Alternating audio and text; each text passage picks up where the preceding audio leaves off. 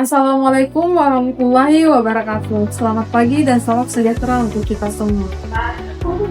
Pada kesempatan ini, saya Asnidar Masam, CPNS dosen Universitas Samratulangi, Fakultas Pertanian, Program Studi Teknik Pertanian.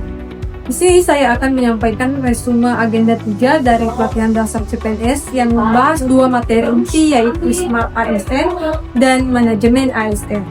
Agenda 3 memberikan pemahaman bahwa ASN tidak hanya dituntut untuk hadir dan bekerja secara administratif, tetapi juga harus memiliki kapasitas, pola pikir, dan karakter yang siap menghadapi perubahan. Melalui konsep Smart ASN, kita dibekali dengan nilai untuk menjadi ASN yang adaptif, kompeten, dan berorientasi pada pelayanan. Sementara itu, manajemen ASN memastikan bahwa seluruh potensi ASN dikelola secara profesional melalui sistem merit dan manajemen kinerja yang objektif. Melalui paparan ini, saya akan menyampaikan gambaran umum serta relevansi agenda 3 dengan pelaksanaan tugas saya sebagai CPNS dosen di lingkungan Universitas Samratulangi. Kalau kita berbicara tentang Smart ASN, menurut saya ini lahir karena tuntutan terhadap ASN sekarang sudah sangat berbeda dibanding dengan sebelumnya. Di satu sisi, masyarakat menuntut pelayanan yang cepat dan transparan, kemudian di sisi lain teknologi terus berkembang. Nah, Smart ASN itu menggambarkan ASN yang tidak hanya bekerja berdasarkan rutinitas, tapi mampu beradaptasi dengan perubahan. Kita dituntut profesional, punya kompetensi, dan berorientasi pada hasil kerja atau outcome, bukan sekedar kita menyelesaikan prosedur yang ada. Nah, selain itu, Smart ASN juga menekankan bahwa pemanfaatan teknologi sebagai alat bantu kerja. Jadi, teknologi bukan sekedar formalitas, tapi benar-benar digunakan untuk meningkatkan efektivitas kinerja dan kualitas pelayanan publik. Nah, di slide ini ditampilkan profil Smart ASN. Kalau saya lihat, profil ini menunjukkan bahwa ASN tidak cukup hanya pintar secara teknis. Integritas menjadi fondasi utama.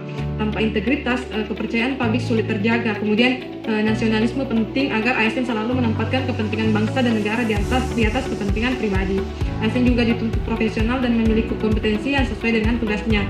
Nah, di era sekarang, penguasaan teknologi informasi, kemampuan berjejaring, serta wawasan global menjadi kebutuhan agar ASN tidak tertinggal. Ditambah dengan sikap hospitality dan jiwa entrepreneurship, ASN diharapkan lebih inovatif, kolaboratif, dan mampu memberi nilai tambah dalam setiap pekerjaannya.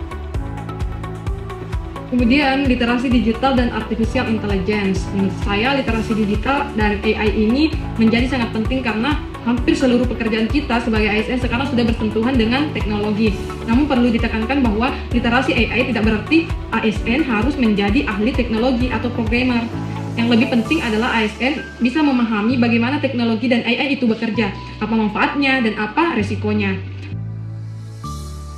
Nah, selanjutnya tentang manajemen ASN. Secara sederhana, manajemen ASN adalah bagaimana ASN dikelola agar bisa bekerja secara optimal sesuai dengan kompetensi dan kinerjanya. Manajemen ASN mencakup perencanaan kebutuhan ASN, kemudian pengembangan kompetensi, pengelolaan karir, dan penilaian kinerja yang objektif. Di sini juga ditekankan bahwa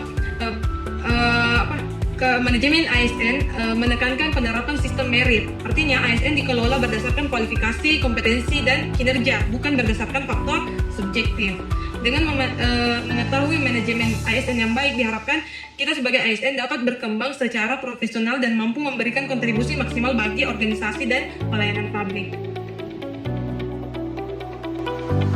Sebagai penutup, Smart ASN dan Manajemen ASN mengajarkan bahwa ASN hari ini dituntut bukan hanya patuh kepada aturan, tetapi juga kompeten, adaptif, dan bertanggung jawab. Smart ASN membentuk kualitas individunya, sementara Manajemen ASN memastikan sistem yang adil dan profesional melalui prinsip merit.